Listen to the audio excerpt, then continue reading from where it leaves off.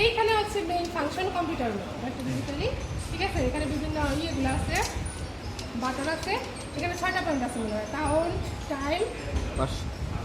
Count time rate high voltage and alarm point. Alarm পয়েন্টের আমাদের দরকার নাই, আমাদের দরকার হচ্ছে কাউন্ট টাইম রেটেরও দরকার নেই, হাই ভোল্টেজ। এই তিনটা রেটটা সে নিজে নিজেই করবে, ঠিক আছে। কাউন্টটা হচ্ছে কখন দরকার পড়বে, এই যে দেখো সিলেক্ট আছে না, ডিসপ্লে সিলেক্ট, এটার মাধ্যমে আমরা এটা সিলেক্ট করব। এটা আমরা কম্পিউটারে সিলেক্ট করি না, এটার মাধ্যমে আমরা সিলেক্ট করব যে কাউন্ট সিলেক্ট করব নাকি টাইম সিলেক্ট করব নাকি হাই ভোল্টেজ, নাকি এরকম একটা সিলেক্ট করব।